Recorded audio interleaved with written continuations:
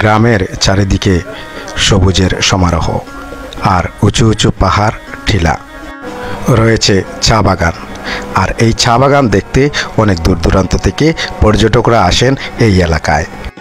বাংলাদেশের ৮৬,০০০ গ্রামের মধ্যে এটি একটি গ্রাম। বলছিলাম শ্রীমঙ্গলের রাধানগর গ্রামের কথা। শ্রীমঙ্গল শহর থেকে প্রায় ৩ কিলোমিটার দূরে এই রাধানগর। স্থানীয়দের মধ্যেই রাধার নাম থেকে নামকরণ করা হয় রাধানগর।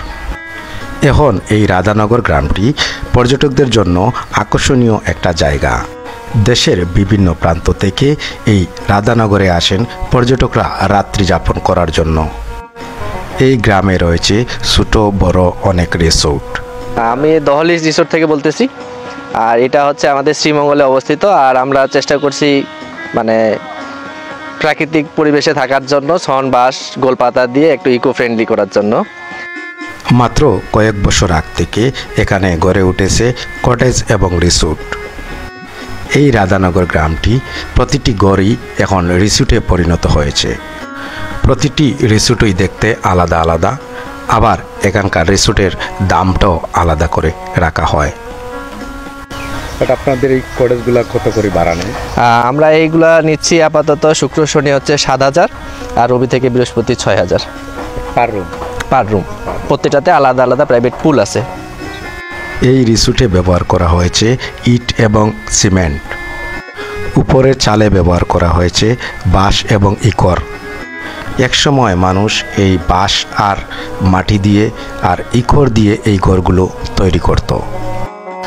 আসলে হচ্ছে শ্রীমঙ্গল যে পর্যটন স্পটটা, আমরা তো গেস্টদের সাথে কথা বলি, ওনারা আসলে চায় হচ্ছে রিফ্রেশমেন্ট, যেটা বাংলাদেশের আদার্স যে পর্যটন স্পটগুলো আছে সেগুলোর সাথে কম্পেয়ার করলে শ্রীমঙ্গলটা একটু বেশি রিফ্রেশমেন্টের জায়গা। কারণ একদম নির্জন পরিবেশে, চা বাগানের পাশে, একদম প্রাকৃতিক পরিবেশের কাছে, এই জন্য মানুষ শ্রীমঙ্গলটাকে এখন বেছে নিচ্ছে। আর আমাদের শ্রীমঙ্গলে অনেক রিসোর্টই আছে।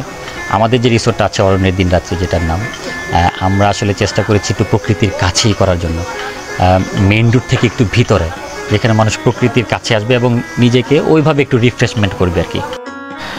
এই রিসোর্টগুলো তৈরি হচ্ছে টিন এবং কাঠ দিয়ে। এই রিসোর্টের সৌন্দর্য বাড়িয়ে দিচ্ছে টিনের ডিজাইনে। 2 তলা এই রিসোর্টগুলো দেখতে অনেকটাই আদি যুগের মতো।